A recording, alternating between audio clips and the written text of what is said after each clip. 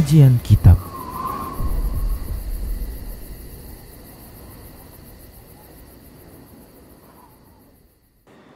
Bismillah, assalamualaikum warahmatullahi wabarakatuh. Innal hamdalillah nahmaduhu wa nasta'inuhu wa nastaghfiruh wa na'udzu billahi min shururi anfusina wa min sayyiati a'malina. Man yahdihillahu fala mudilla lahu wa man yudlilhu fala hadiya lahu. Wa asyhadu an la ilaha illallah wahdahu la syarika lahu. Wa asyhadu anna Muhammadan abduhu wa rasuluhu sallallahu alaihi wasallam. Qala Allah tabaraka wa ta'ala, ya ayyuhalladzina amanu taqullaha haqqa tuqatih wa la tamutunna illa wa antum muslimun.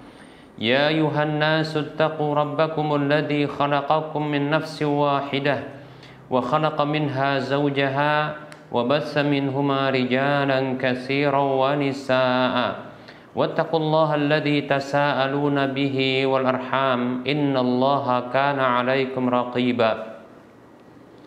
Ya ayyuhalladzina amanu taqullaha wa qulu qawlan sadida yuslih lakum a'malakum wa yaghfir lakum dhunubakum wa may yuti'illaha wa rasulahu faqad faza fawzan 'azima. Amma ba'd, fa inna asdaqal hadisi kitabullah wa khairal huda huda Rasulillah sallallahu alaihi wasallam wa syarral umuri muhdatsatuha wa kullu muhdatsatin bid'ah wa kullu bid'atin dhalalah wa kullu dhalalatin finnar.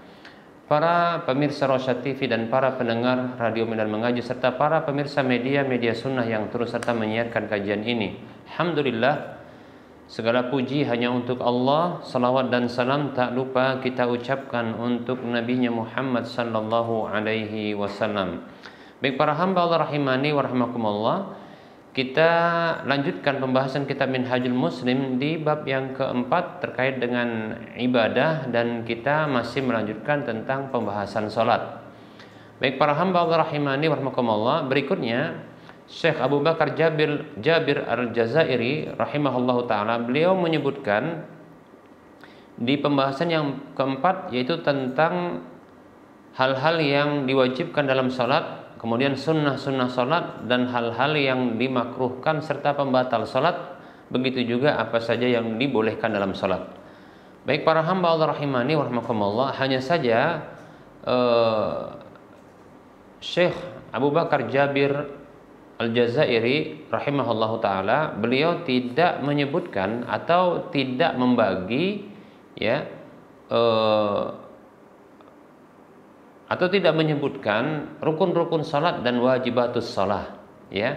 Hanya saja beliau menyebutkan dengan furudus salah, yaitu hal-hal yang difardukan dalam salat. Baik para hamba Allah rahimani wa rahimakumullah, nah oleh karenanya alangkah lebih baik kalau seandainya kita membagi pembahasan ini menjadi rukun-rukun salat, kemudian nanti hal-hal yang diwajibkan dalam salat. Baik para hamba Allah rahimani wa rahimakumullah, nah kita akan mencoba menjelaskan tentang apa itu rukun. Para hamba Allah rahimani wa rahimakumullah, nah rukun adalah bacaan-bacaan dan gerakan-gerakan yang tersusun darinya hakikat sebuah salat. Jadi rukun inilah yang menyusun hakikat dari sebuah ibadah. Di antara ibadah itu adalah salat. Kalau dikatakan apa itu rukun, maka rukun adalah penyusun dari sebuah ibadah. Jadi rukun sebuah ibadah adalah penyusun dari sebuah ibadah. Demikian. Nah kalau dia ibadah salat, maka rukun itu adalah bacaan-bacaan dan gerakan-gerakan yang menyusun sebuah salat. Baik para hamba Allah rahimani wa rahimakumullah, maka apabila rukun tersebut itu tertinggal, tidak terlaksanakan, maka tidak dianggap salat tersebut secara syar'i, dan tidak bisa disempurnakan dengan sujud sahwi. Rukun apabila ditinggalkan atau tertinggal ya, dalam sebuah sholat, maka sholat tersebut tidak dianggap secara syar'i dan tidak bisa disempurnakan dengan sujud sahwi. Demikian. Para hamba Allah rahimani wa rahmakumullah, perlu kita ketahui bahwasanya meninggalkan rukun itu ada dua bentuknya. Meninggalkan rukun itu ada dua bentuknya. Yang pertama adalah meninggalkan rukun secara sengaja. Dan yang kedua adalah meninggalkan rukun ya karena tidak sengaja. Bisa karena lupa atau mungkin karena tidak tahu. Demikian. Baik para hamba Allah rahimani wa rahmakumullah, maka berbeda tentu hukumnya. Orang yang meninggalkan rukun secara sengaja, maka sepakat para ulama bahwasanya batal sholatnya, tidak sah sholatnya. Menyengaja untuk meninggalkan rukun, salah satu dari rukun-rukun sholat saja, salah satu dari rukun-rukun sholat, maka tidak sah sholatnya karena batal. Demikian, berdasarkan kesepakatan para ulama. Kemudian yang kedua adalah meninggalkan rukun itu disebabkan karena kelupaan, lupa atau tidak tahu, bahwasanya itu adalah rukun. Baik para hamba Allah rahimani wa rahmakumullah, bila memungkinkan untuk melakukan rukun tersebut, kembali kepada rukun tersebut, maka ketika itu wajib untuk dilakukan. Ya, wajib untuk dilakukan. Contoh, ya, seseorang yang dia sholat dalam kondisi dia lupa baca Al-Fatihah. Begitu dia membaca doa iftitah, lalu dia membaca surat pendek. Kemudian dalam kondisi dia sujud, setelah dia ruku, i'tidal, lalu sujud, dia teringat bahwasanya dia belum membaca Al-Fatihah dan dia yakin belum membaca Al-Fatihah. Maka ketika itu dia wajib untuk kembali kepada posisi berdiri untuk membaca Al-Fatihah. Ya. Ketika itu maka wajib baginya untuk dia kembali kepada posisi berdiri untuk membaca Al-Fatihah dan kemudian mengulangi lagi, ya, seterusnya. Demikian. Jadi bukan setelah baca Al-Fatihah nanti dia langsung sujud, tidak. Ya. Tapi dia kembali, ya, kepada posisi berdiri, di mana posisi berdiri itu dia tidak membaca Al-Fatihah, maka dia baca. Demikian.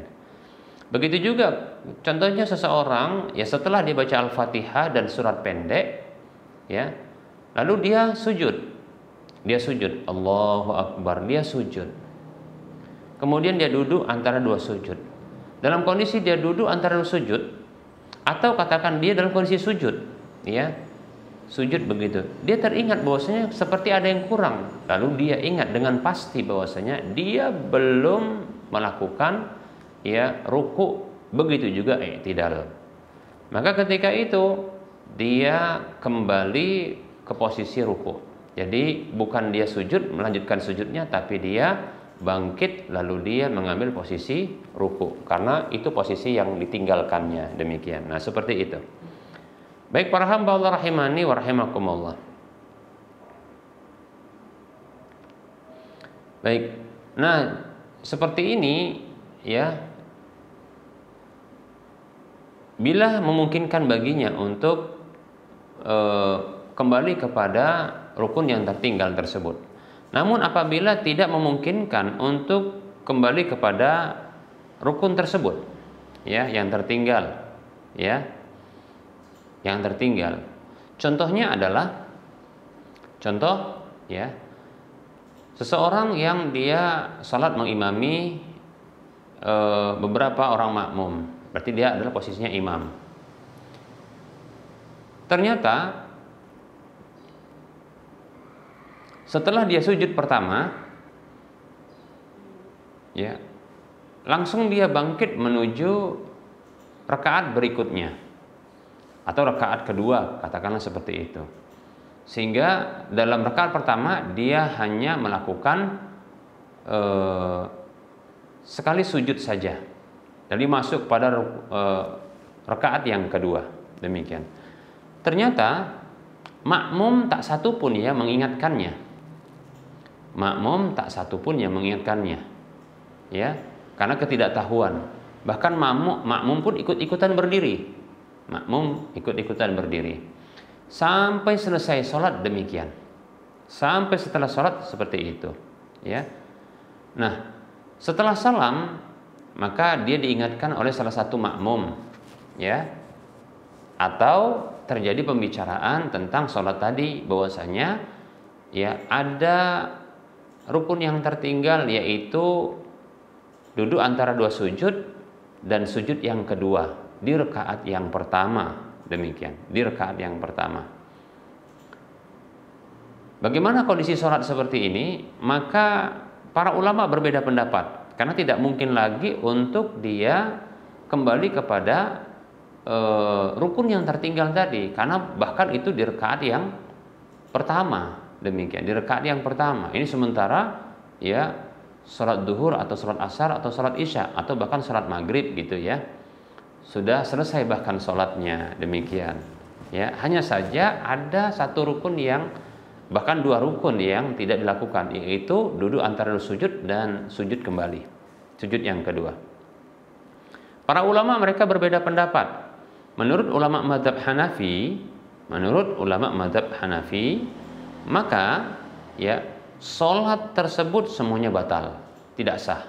Sholat tersebut semuanya batal, tidak sah, maka wajib untuk mengulang.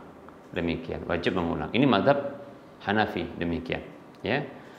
Adapun menurut jumhur ulama seperti mazhab Maliki, Syafi'i, kemudian Hambali, ya, berpendapat bahwasanya ya rakaat di mana tertinggalnya rukun tersebut, rakaat di mana tertinggalnya rukun tersebut yang tidak bisa kembali kepadanya, maka ini yang dianggap adalah batal. Ya, ini yang dianggap dia batal. Jadi yang batal adalah rakaatnya, bukan sholatnya, tapi rakaatnya. Demikian. Ya. Jadi rakaat yang tertinggalkan rukun tersebut itu yang batal. Demikian. Kecuali satu rukun yang disepakati oleh para ulama, yaitu takbiratul ihram. Kalau seseorang dia meninggalkan takbiratul ihram, ya, secara sengaja atau secara tidak sengaja atau karena nggak tahu. Jadi contohnya dia tidak tahu ya bahwasanya memulai salat itu dengan takbiratul ihram. Ya. Dia begitu mendapati imam ruku, dia langsung ikut ruku tanpa takbiratul ihram.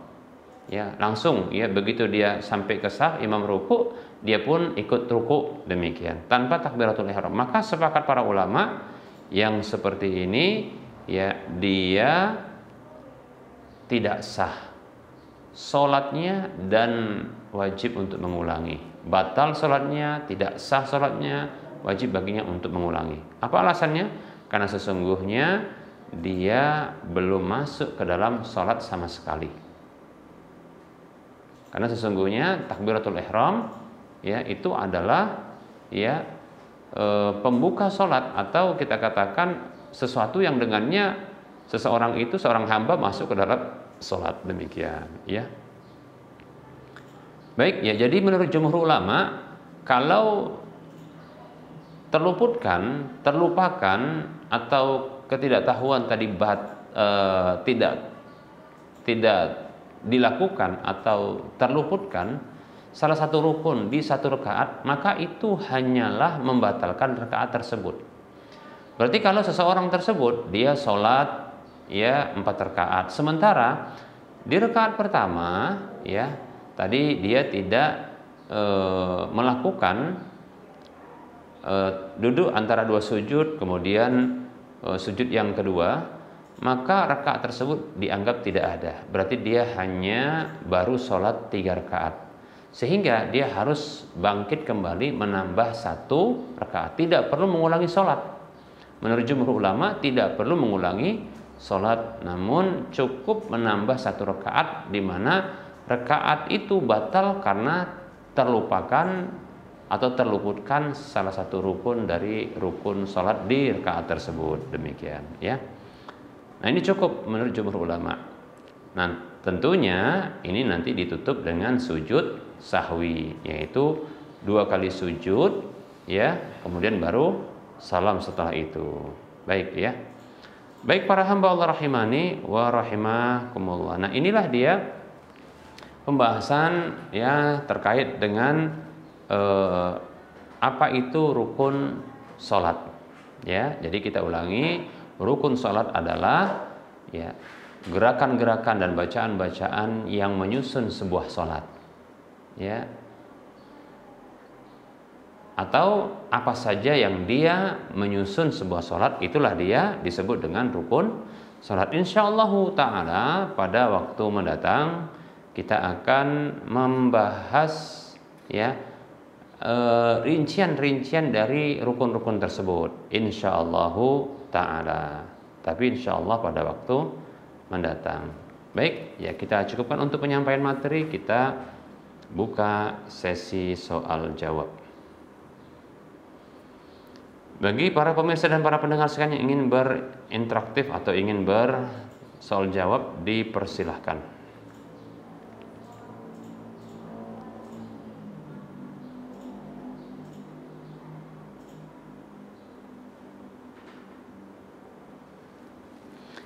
Ada pertanyaan? Bismillah, assalamualaikum warahmatullahi wabarakatuh.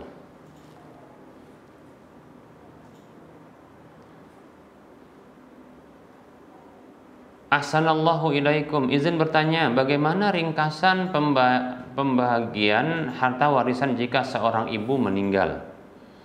Semoga Allah Azza wa Jalla memberkahi antum. Barakallahu fikum. Bismillah, waalaikumsalam warahmatullahi wabarakatuh.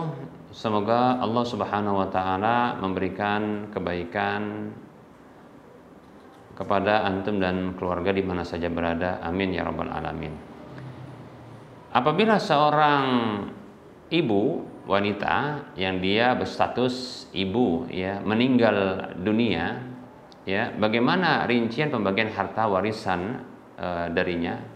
Ya, maka tentunya ya seseorang kalau dia meninggal dunia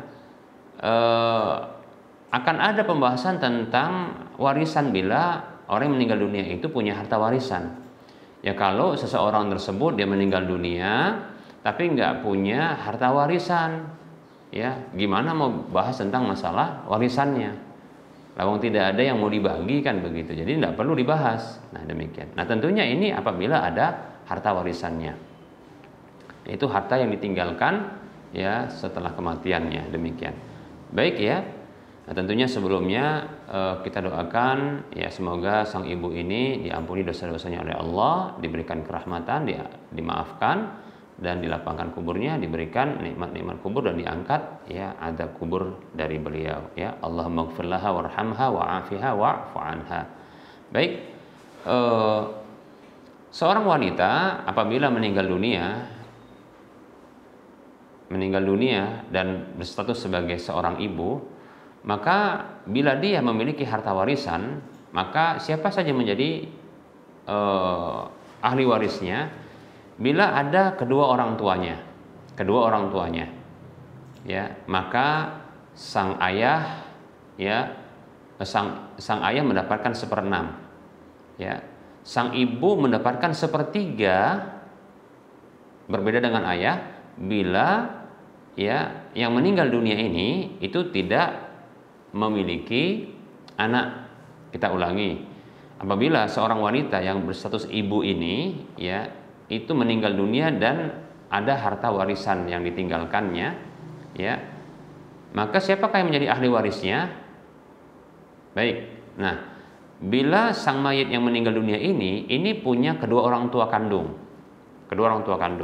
ya bukan orang tua angkat, bukan juga orang tua tiri, bukan juga orang tua dari suaminya, bukan, tapi adalah orang tua kandung.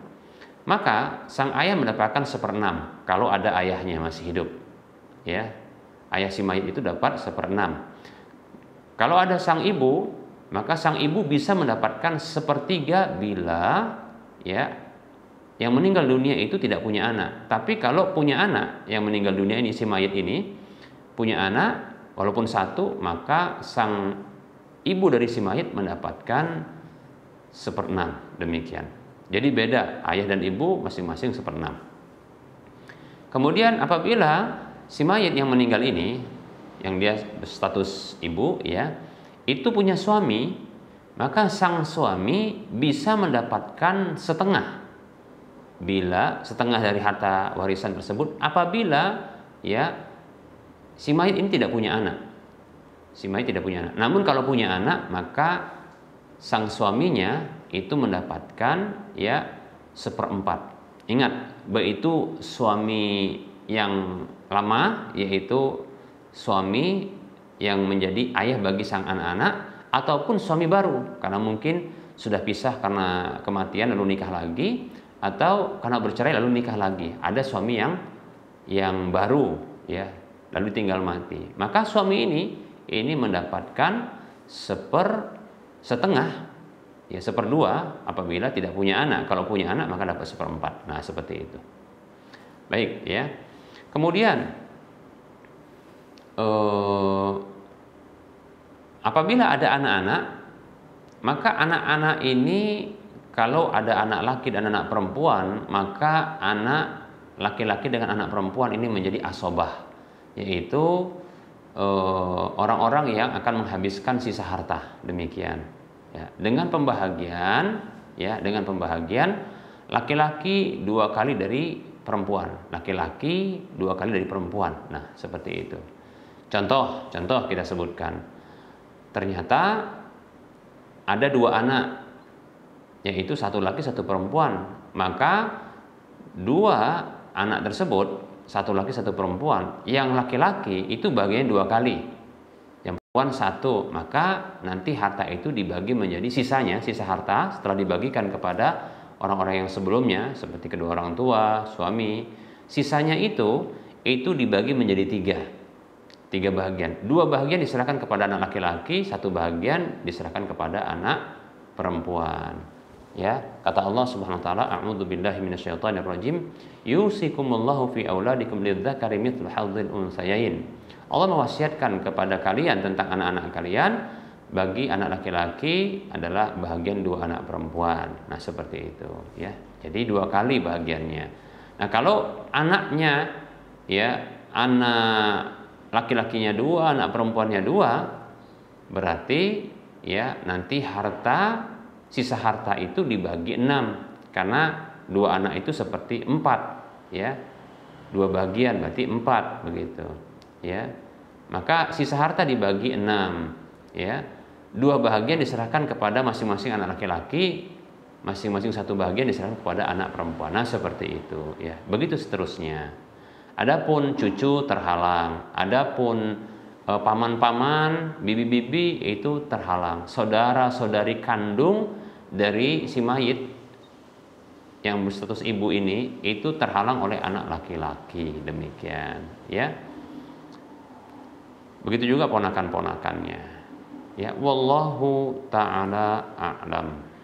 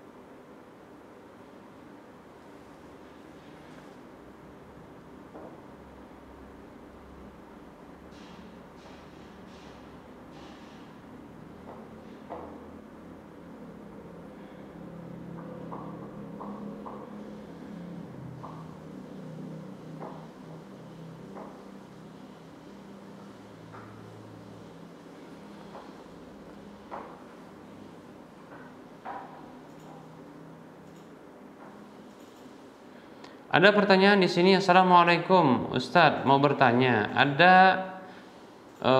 Saya ada uang seharga kambing, rencananya untuk kurban tahun ini.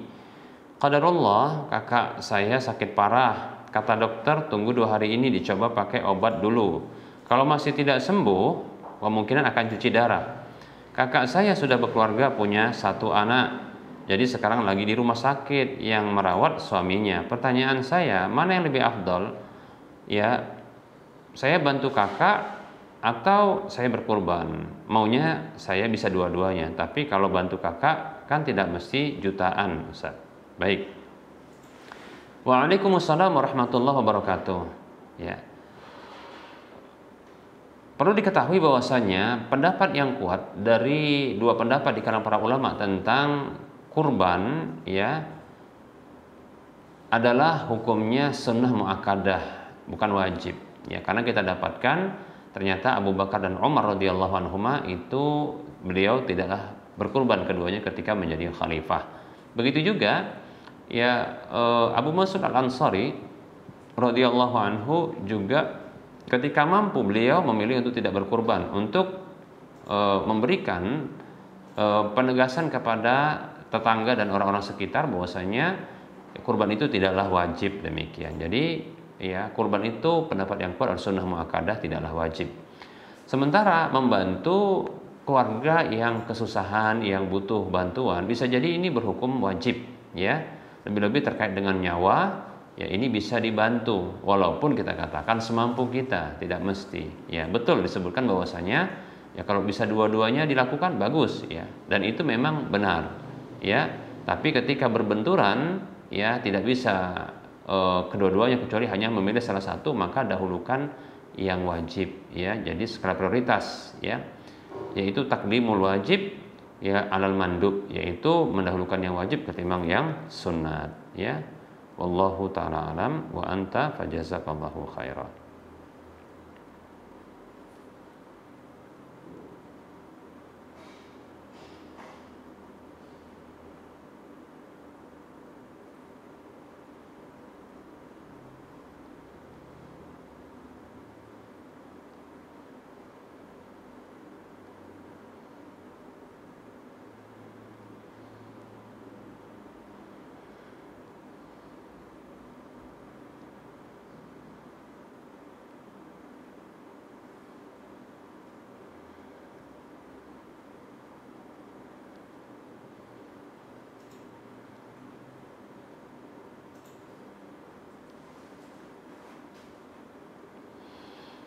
Ada pertanyaan, Assalamualaikum Ustaz, mohon bertanya, saya diundang jamuan ruahan ya untuk yasinan arwah oleh tetangga, bolehkah datang?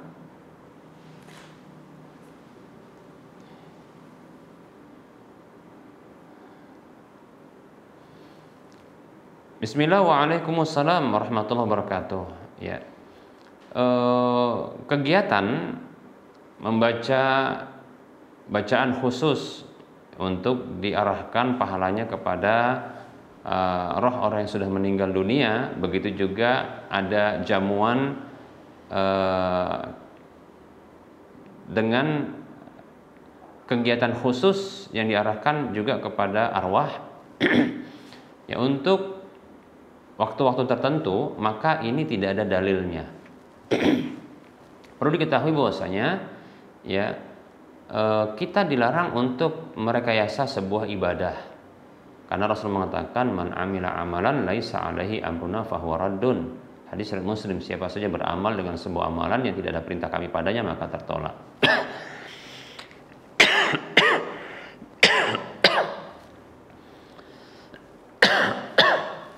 Hadis riwayat Muslim. Oleh karenanya kita jangan mengadakan sebuah cara beribadah sementara Nabi SAW tidak pernah mencontohkannya, tidak pernah memberikan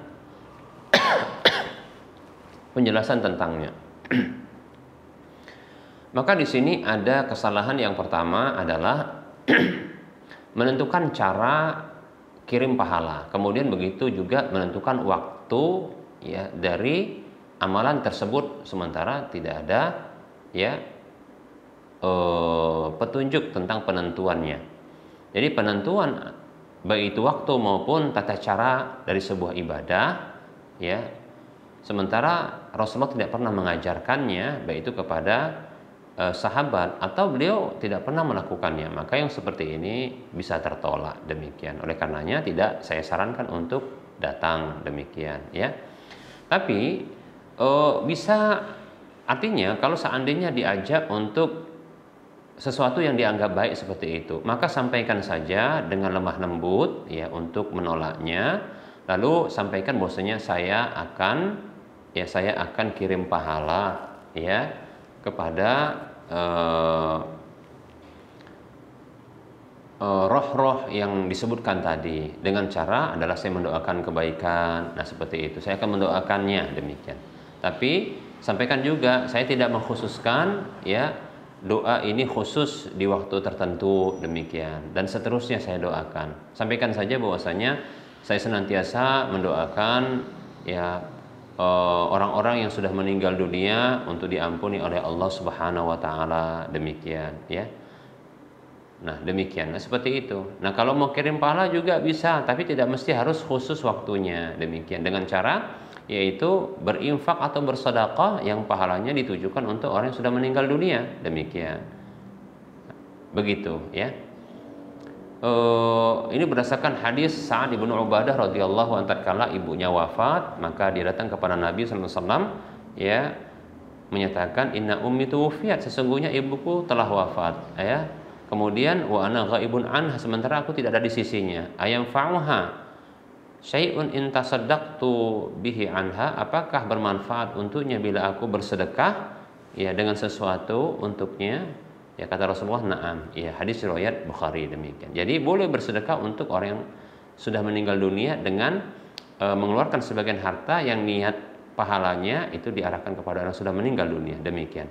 Adapun bacaan-bacaan ya, apalagi bacaannya khusus ya seperti surah Yasin, demikian, maka wallahu taala alam ya, saya pribadi tidak mendapatkan dalil yang khusus tentang masalah tersebut ya, demikian. Adapun kalau ya seorang anak dia beramal soleh, pasti akan mengalir pahalanya kepada orang tuanya walaupun tidak diniatkan ya. Jadi kalau maksud dari roh-roh tersebut adalah roh-roh orang yang sudah meninggal dunia dan adalah orang-orang tuanya, tidak perlu ada acara yang khusus seperti ini, karena amal soleh seorang anak ya, amal soleh seorang anak itu akan ya mengalir pahalanya kepada orang tuanya. Orang yang membuat acara seperti ini seolah-olah tadinya belum beramal soleh ya, jadi nggak pernah amal soleh, tiba-tiba dibuat acara untuk amal soleh, sepertinya kayak begitu, seolah-olah seperti itu. Padahal kalau dia seorang anak itu dia selalu beramal soleh ya, selalu beramal soleh, maka amal solehnya itu akan mendapatkan pahala dan orang tuanya akan mendapatkan pahala seperti amal soleh anak tersebut tanpa mengurangi pahala ya anak yang melakukan kesolehan tersebut. Kata Nabi SAW, idza matal insanu inqata amaluhu illa min salasin, kalau manusia itu meninggal dunia maka terputus amalnya kecuali dari 3 jalurnya. Min sadaqatin jariyatin, dari sedekah jariyah yang pernah disedekahkan kemudian dimanfaatkan sedekah tersebut permanen dan diambil manfaatnya. Kemudian au ilmin yuntafa'u bihi, yang kedua adalah ilmu yang bermanfaat, yaitu ilmu yang pernah diajarkan oleh orang yang telah wafat itu ketika masih hidupnya, demikian, baik itu ilmu agama maupun ilmu dunia. Kemudian yang terakhir awaladin salihin yad'u lahu. Yang ketiga adalah anak yang berbuat kesolehan. Lihat, jadi anak yang berbuat kesolehan, yang melakukan kesolehan itu akan mendapatkan pahala, mengalir pahalanya kepada orang tua ya. Yad'u lahu, yang mendoakan kebaikan untuknya. Jadi bukan sekedar doa saja, tapi amal soleh anak itu akan mengalir pahalanya kepada orang tuanya. Nah seperti itu. Hadis riwayat Muslim. Wallahu ta'ala a'lam. Baik para hamba Allah rahimani wa rahimakumullah, barangkali ini saja materi yang bisa kita sampaikan pada pertemuan kali ini, karena sudah masuk waktu sholat duhur untuk Medan dan sekitarnya. Tentunya dalam penyampaian ini banyak kekurangan dan kesalahan. Kebenaran itu datang dari Allah, maka ambillah, terimalah ya. dan amalkanlah. Adapun kesalahan, kekurangan dan kekeliruan itu datang dari saya pribadi, bisikan syaitan, maka abaikan, tinggalkan, dan jangan lupa maafkan. Kepada Allah saya mohon ampun, dan kepada para pemirsa dan para pendengar sekalian saya mohon maaf.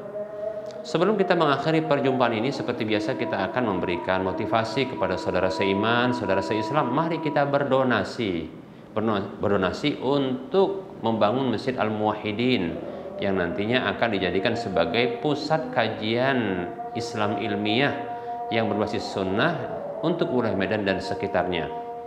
Nantinya di masjid ini akan diselenggarakan sholat 5 waktu dan sholat-sholat serta ibadah yang lainnya. Begitu juga akan dibuat kajian-kajian ilmiah, ya, baik itu yang bersifat rutin, begitu juga yang bersifat berkala, demikian. Kemudian juga insya Allah akan dibuat kegiatan-kegiatan sosial yang tentunya akan bermanfaat bagi masyarakat kaum muslimin seluruhnya. Demikian. Baik para hamba Allah rahimani wa rahimakumullah. Nah, siapapun di antara kita yang menginginkan untuk mendapatkan sebuah rumah di surga, siapapun di antara kita yang menginginkan untuk mendapatkan pahala minimalnya 700 kali lipatnya, dan siapapun di antara kita yang menginginkan mendapatkan pahala yang terus mengalir tatkala masjid ini dimanfaatkan, maka silahkan mari transfer harta yang telah Allah titipkan kepada kita semua ke nomor rekening berikut ini. Bank Syariah Indonesia di nomor 7127485555 atas nama Yayasan Lajnah Dakwah Medan kode bank 451. Semoga Anda termotivasi dan semoga bermanfaat. Mohon maaf atas segala kekurangan. Kita ketemu lagi di lain kesempatan. Wassalamualaikum warahmatullahi wabarakatuh. Subhanakallahumma wa bihamdika asyhadu an la ilaha illa anta astaghfiruka wa atubu ilaika walhamdulillahirabbil alamin. Wassalamualaikum warahmatullahi wabarakatuh.